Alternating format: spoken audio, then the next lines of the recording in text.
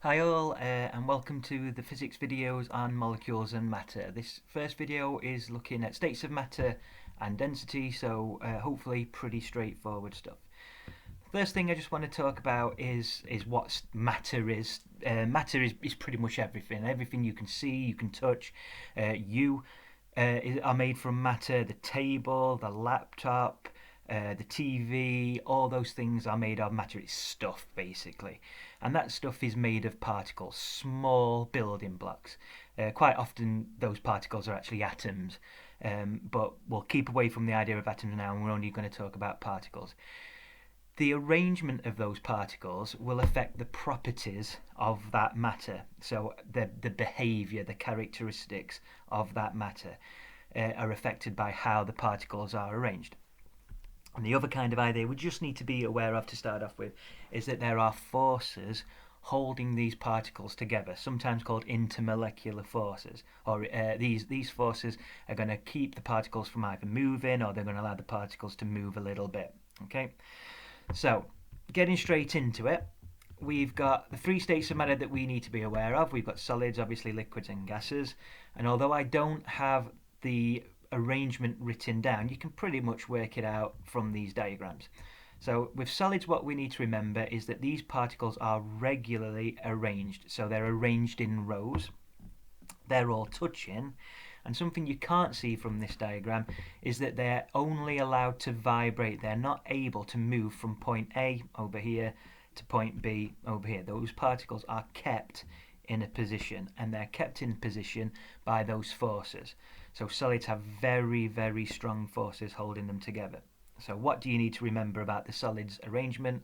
They're in rows, they're touching, and they're held together with strong forces so that they can only vibrate. So how does that affect a solid? Well, the first thing we need to know is that solids have a fixed shape. So if you have a block of iron and you stick it on a table and you leave it there for a couple of days, however long, and you come back, it will still have the exact same shape as when you left it there. That is down to the forces. Because the forces do not allow the particles to move, the shape of the solid remains the same. The other thing we need to be aware of is that they have a fixed volume. They don't get bigger, they can't get smaller easily. We should probably add with that. If you get your block of iron and try and squash it, you're not going to be able to do it. It can't be compressed. Likewise, if you get your two hands at the either side of the iron and pull it, you're not going to be able to stretch it. Why? Well, why can't we compress them? Why can't we squash them? The particles are already as close as they're going to get. You can't make those particles get any closer than what they already are. Why can't you pull the solid apart? Again, it's down to those forces. The particles are held together really, really strong. Moving on to liquids, first thing to keep in mind is that those particles are no longer regularly arranged. So you could use the word random. So in liquids, the particles are randomly arranged. But a common problem people, or common mistake people make with liquids is the particles are still all touching.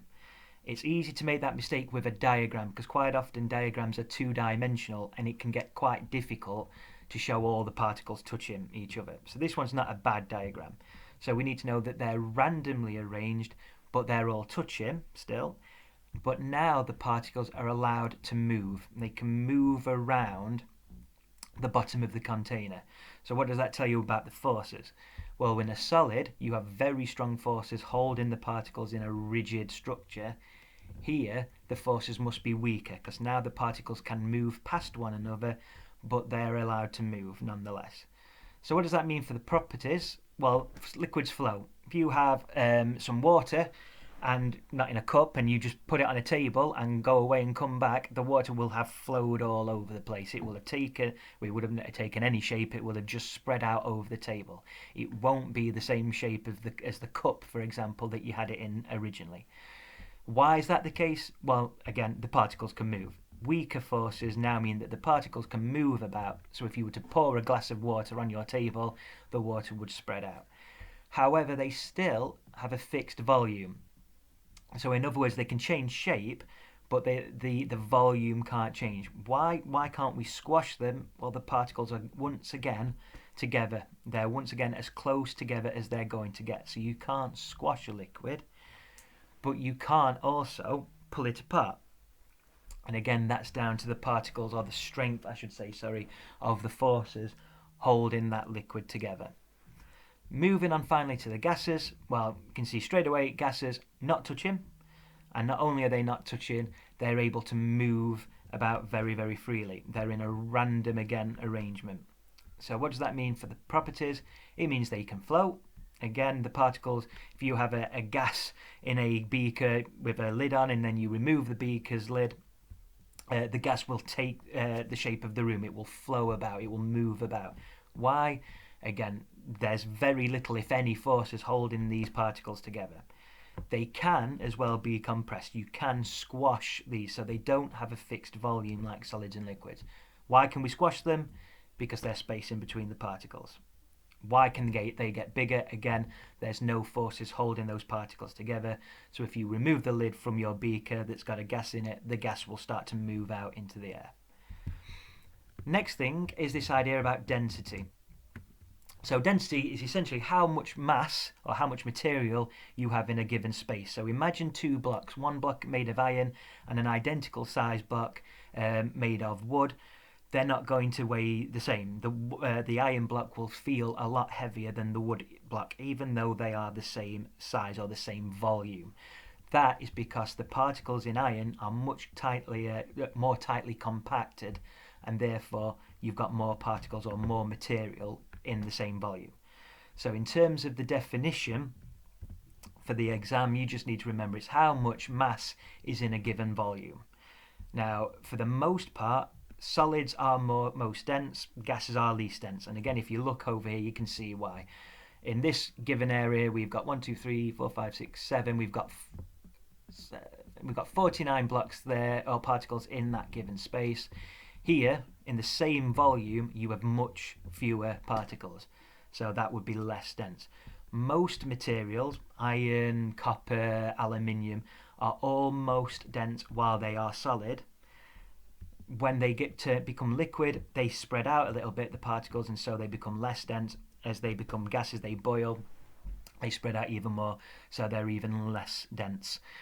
The only one chemical that doesn't follow that pattern is water. Weirdly, water is actually most dense as a liquid, which is why ice floats, because solid water, ice, is less dense than liquid water. And then we've got our formula for density, which is mass divided by volume.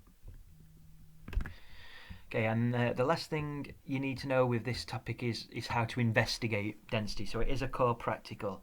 It's very, very straightforward. To work out the density of a material, you take the mass and you divide it by the volume.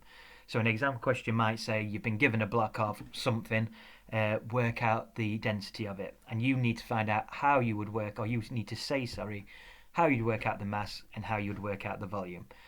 Now, to work out the mass, you use a simple balance. So you get your balance, you make sure it's 0, you place your mass on, your object onto the balance, and the balance will tell you your mass. To work out the volume, it's a little bit more complicated, but you should be able to remember this. You get a ruler and you measure the block, the base times the height times the width. That will give you the volume of the block. Now, that will only work if you've got a regular shape, so a square or a rectangle. Or a cube, I should say, or a rectangle, or whatever the word is for a three-dimensional rectangle. If the shape isn't regular, for example, a ball, you can use a eureka can. So you can see a eureka can is basically a beaker with a spout at the top. And what you do to start off with is you fill the beaker up with water so that the water just goes over the spout. The water will then drain away, the excess water will drain away and leave you with the water level eventually right up to the spout of that beaker. All you're going to do then is you place your object into the beaker. That will push water up, and the water will go out the spout, and you can collect that water in a measuring cylinder. The volume of water that this displaces will be the same as the volume of the block.